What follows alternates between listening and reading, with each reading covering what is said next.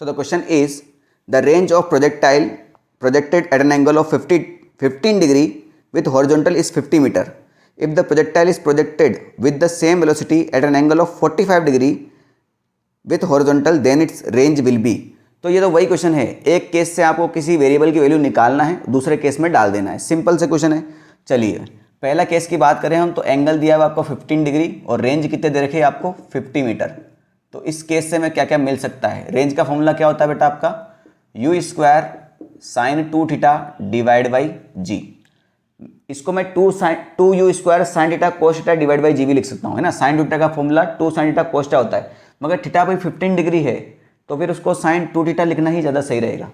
तो ये दे रखा है आपको 50 यू स्क्वायर साइन 15 का डबल यानी साइन 30 डिवाइड बाई जी। जी को आप चाहें तो 10 लिख सकते हैं, अदरवाइज कोई दिक्कत वाली बात नहीं है।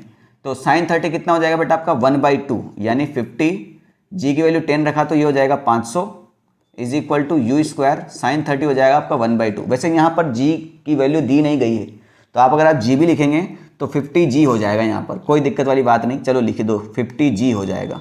ये 2 से और मल्टीप्लाई किया तो यू स्क्वायर कितना हो जाएगा आपका 100 जी। यू स्क्वायर कितना हो जाएगा आपका 100 जी, ठीक है। यू स्क्वायर की वैल्यू आ गई, इसी को हम दूसरे केस में डाल देंगे। तो दूसरे केस में आपसे रेंज आर डैश मान लेते हैं, वो पूछा है, और थीटा कितना दे दिया आपको 45 डिग्री। तो आर डैश कितना हो जाएगा यू स्क्वायर साइन 2 थीटा, इसको थीटा डैश मान लो, थीटा डैश डिवाइड बाई जी। तो आर डैश कितना हो गया, यू स्क्वायर की वैल्यू कितनी है हमारे पास 100 जी, तो ये हो जाएगा 100 जी साइन थीटा डैश है 45, तो 45 इंटू 2 हो गया 90। साइन 90 कितना हो जाता है बेटा आपका 1 हो जाता है, तो इसको साइन 90 लिख दो थोड़ी देर के लिए। ये जी से जी तो जी से जी खत्म हो गया, साइन 90 की वैल्यू 1 होती है, तो आर डैश कितना हो जाएगा आपका 100 मीटर। ये कौन से ऑप्शन में दिया हुआ है, ऑप्शन नंबर ए में, ठीक है।